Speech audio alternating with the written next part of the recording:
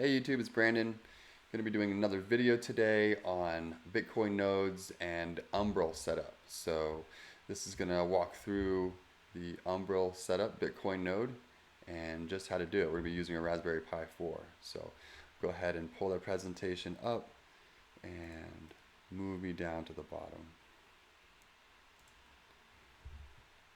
So presentation on. Here we go. Start from the beginning. So, how to Bitcoin node, Umbrel setup. Let's put my face in the front, which we can do with that. And let's start. So, what are we going to talk about? We're going to talk about what Bitcoin is. No, not so much Bitcoin. What is Umbrel? We're going to talk about what Umbrel is. We're going to go over the parts overview. We're going to go over how to download it, where to get it from. Then we're going to go over flashing it. We're going to connect the parts, and we're going to turn on Umbrel and then go through the initial setup. So, what is Umbrel? Umbrel is a personal server. So it's able to run on a Raspberry Pi, a low power computer.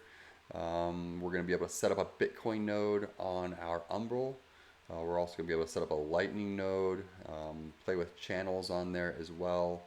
And it also has access to lots of different types of other apps.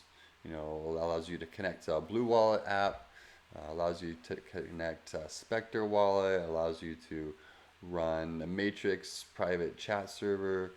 It also does BTC Pay server and Vault Warden, which is kind of a private LastPass password manager type of thing. So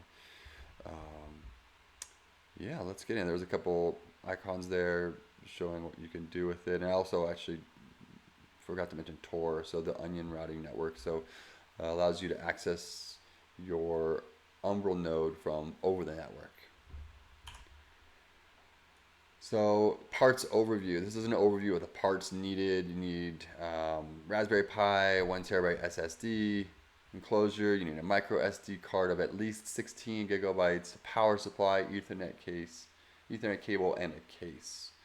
So I'm gonna quickly jump down here and show you the parts. All I have, kind of show you what we can begin to see what we're working with. Okay, so I wanted to jump back over here. I got my screen a little bit larger, pointing down at my parts list. Going back over this again, I've got my Raspberry Pi. This is enclosed in a heatsink case, this red case, and it's got an LCD screen on it. So there's a little bit slightly different setup than Umbrel recommends.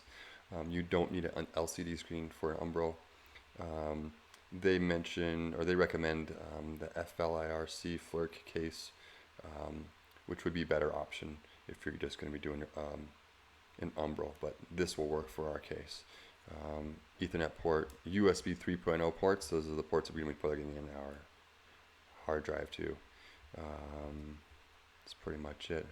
Here's your USB-C power and some HDMI ports that we won't be using right now. Again, so I've got my case here. This is my hard drive case. I've got my 1 TB SSD hard drive. It slides in just like that. Presses in, click.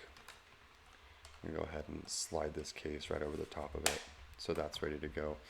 And then I have here, this is a SanDisk Ultra 16 GB. This isn't the one they recommend, but this will work great for our testing purposes. And then a adapter to go into the laptop. So those are our parts ready to go for this install.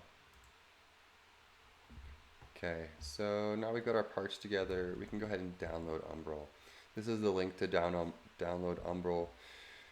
You can click on it there, and we'll go ahead and follow along with what they have. So clicking on that link brings you to their website. Actually, it brings you down right here to build your own Umbrel server. So we're going to be doing install on Raspberry Pi. This is really easy steps that we're going to just walk through. Click on how to install. So here again, this is the parts list. Here, these things are, each of these are highlighted. You click on them and it goes to the Amazon link for them, and you can buy them individually. We have the parts. We're going to download Umbrel OS just by clicking this. This is going to start the download, and once it's there, it takes just a few seconds, and then we have it.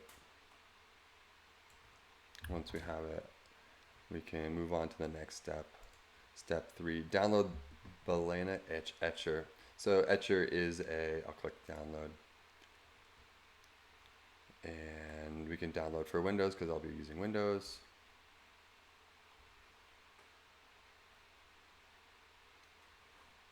And it begins downloading. So I already have Balena Etcher installed, so I'm going to skip the install portion of that. Step 4, plug micro SD card into your computer. So I have that card into my adapter, just like they have. They have a little card into an adapter. It looks like this, and I'll go ahead and put that into my card, into my laptop.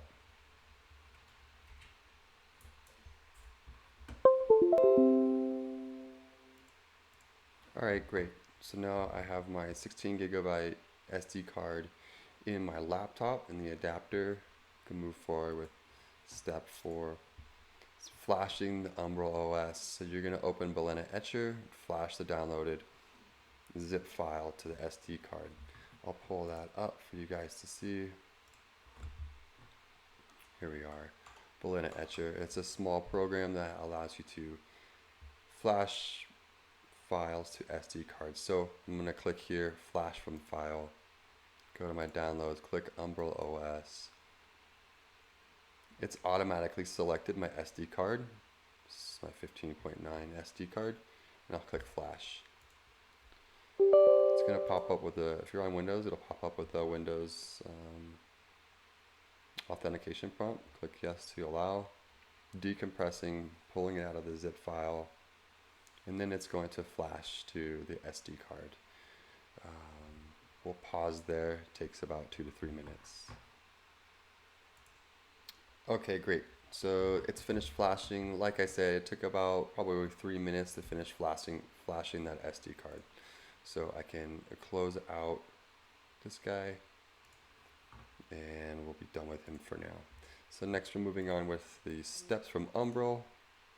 Insert the SD card into the Pi. So I'll go ahead and scan down to my parts so you can see what I'm doing. Okay, so here's the SD card that I have that I just flashed. Pull it out of the adapter. I'm going to be putting it into my Raspberry Pi. So I'll go ahead and insert it here on the side. And if it helps, the label side, the pictures and the writing is going to be facing down. So I've inserted my SD card, and from here I can click next on Umbrel's instructions. Next. Then it wants us to connect the SD card. So from here, I already have the SSD. So I have my SSD hard drive in this case. It's secure. This is a USB 3.0. You can see that it has a blue USB connector, and you're going to want to be putting it into your blue USB adapter ports. So I'll put it up here in the top. As such, you can kind of stack these guys similar, something like that. Click next. Connect to your router. Next it asks for the Ethernet cord. Oh, I got mine here. I can plug it in from the side. Plug it in as such. Next. And then power up. So I'll grab my power cord.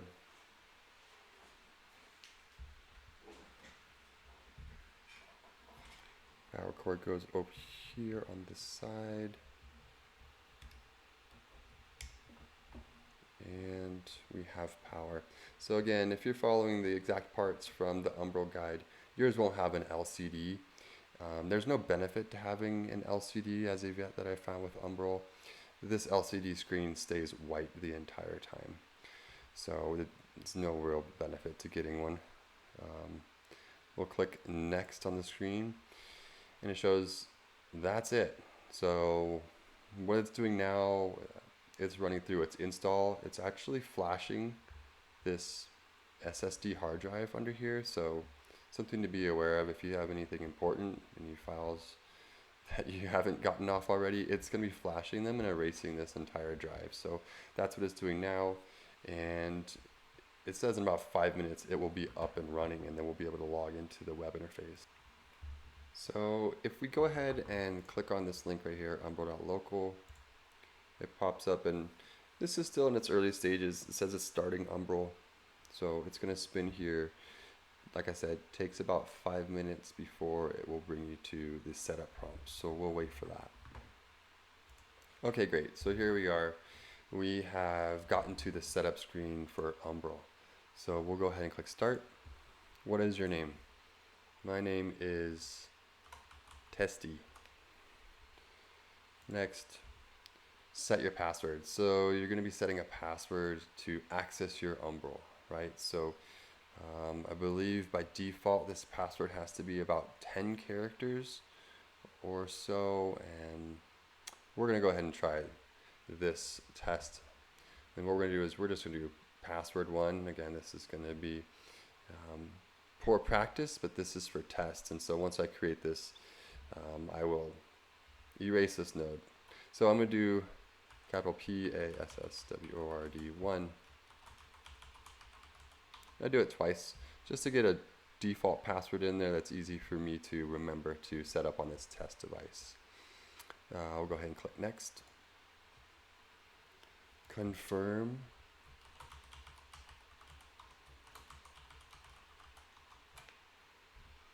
And next. So here we are. Note down your secret words, right? So these are seed phrase. What do they call it? They just call it 24 words. So this is important.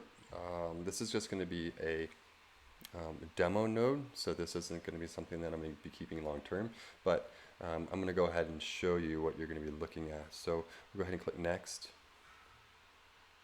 So here it asks you to go ahead and write down all of these 24 words. So I'm going to take down these words on a notepad, on a piece of paper, and this is what you guys should be doing as well. You should go and be doing this yourself. You should be clicking, here's our first word, here's our second word, and you need to be writing it down on a piece of paper. So I'm going to actually go back, and I'm going to click on note these words down later. And again, this is very important. If you feel like you're going to move forward at all, please click next and go through these words. Here are all these random words, right? And so what it's going to ask you to do, it's going to ask you to write all these words in order. Number 3 is track. Number 4 is local. It's going to ask you to write down all these words, and then it's going to verify that you know these words and you know that they're in the correct order, because you are responsible for your money and for your node and for the security of those funds. So this passphrase is actually the passphrase to the Bitcoin wallet that you're going to be creating on your node. So again, please go through these steps and write those down. So again, remember there's no forgot password button. You need these to recover your Umbrel. So please make sure you take all precautions to write those down as best as you can. So this is something also I can blur out, but again, I'm not too worried about it because this is a node that I'm going to be deleting and taking offline as soon as the video is complete. So what does this mean? Access from anywhere. So I can copy this. This is a Tor address. You can see that it ends in .onion. So using a Tor browser, you can access this Umbrel node from anywhere out on a public internet. You just need a Tor browser, and you can access it from there. So again, if this is your node and you have this address, you want to copy this address, and you don't want to pass this address to anyone. You don't want to post it online. You want to keep this private so that nobody is sitting there able to access your node and try to spam it or hack it. So again, I'm not worried because this is a test demo node. So hit next. One last thing, don't be too reckless. So they gave a disclaimer here saying it's in beta, and just be careful that it's in beta, right? Don't put funds on it that you aren't prepared to lose. So important that you're not putting hundreds of thousands of dollars on this, especially when you're just learning. So very small amounts in the beginning just to get you started. So I'll click next. That's it. It says it's ready to go. So we can go to the dashboard. Here at the dashboard it says good afternoon testy, right? That's our test unit, or our test name. Here on the home screen we have the Lightning Wallet overview, we have the Bitcoin Core overview. There's a overview of the wallet and then our storage. So you can see down here in storage, oh my face is in the way, but it shows the size of our hard drive as well as how much is used. So the Bitcoin Core, right, it's syncing. This is syncing the blockchain. It's at 0.0%. So it just got started. And if you see there's an activity light on your SSD hard drive, it's blinking away because it is downloading the blockchain from the network. So this is going to take anywhere from 4 to 11 days depending on your internet connection, your hard drive. So one thing right off the bat is just be patient. This takes a long time to sync. If you're an advanced user and know how to use Linux, it is possible to copy over the blockchain from another node that you have, but we won't get into that. So again, be patient. This is going to take a while, again 4 to 12 days for this to sync and get you up and running, have the whole blockchain installed on your 1 terabyte hard drive. Going over here on the left side, there's a couple different screens we can go to. We're going to the Bitcoin wallet screen. This is our Bitcoin wallet. It will show our transactions that we have here, and here we have a withdraw and deposit. Now I believe technically you can deposit funds to this, even though that the blockchain is not synced. It's just a better idea to wait. Take a break. You congratulate yourself, you got Umbrel started up on your Raspberry Pi, and now we're just going to get the blockchain going. So take this time as the blockchain syncs to do some more research about Lightning, do some more research about Bitcoin and Umbrel and how they all work together. So this is going to take, like I said, a few days. So over here on the left is your Lightning overview. This is where your Lightning wallet's going to be. Once you have your blockchain synced, you're going to create Lightning channels, and that will allow you to send and receive Lightning payments. On the left again is a drop down for connecting wallets. So one of the wallets that I found easy to use is Blue Wallet. So you're able to connect your Blue Wallet, and this says you need to wait, right? So you gotta wait, and this actually says 24 hours after it's synced. So kind of count on that if you're gonna be doing that a day after it's synced. This is where you can connect your mobile wallets. Blue Wallet, maybe use Samurai Wallet, Sparrow, Spectre is good, and so is Zap. Coming down here to the apps, it shows we don't have any apps yet. You can go to the App Store, which is this last screen. And here's the App Store, which is pretty fun because it gives you a pretty streamlined UI to show different apps that you can install on your node or on your Umbrel node. So again, here's some of the wallet servers. You can add your Blue Wallet or a Samurai, some of these other ones. I might have mentioned Spectre, Jam for doing join market. Down here, so Thunder Hub is going to be a really important one for using Lightning channels. A couple other ones to be aware of is here's your BTC Pay server, Element and Synapse to work with the Matrix chat client, and I also mentioned Vault Warden for storing passwords securely on your own device. So lots of fun open source apps to play with that can be installed on your Umbrel. And basically that's it. So I'll go ahead and come back to the front of this and see that we're still got cut off there, but basically coming back to the end of this video, coming back to see that we are still up and running. We got our Umbrel rocking and rolling. Right here, it's still syncing up with the Bitcoin Core. It's going to be 4 to 11 or 12 days to get this rolling. Wanted to come back to our overview of our lessons, right? So in our video, we talked about what Umbrel is. We talked about the parts. I showed you the parts that I'm using. I didn't mention how the cost is of those. So total cost of those parts is anywhere from about $200 to $300 for all those parts included. We downloaded Umbrel, we downloaded Etcher, we flashed the SD card.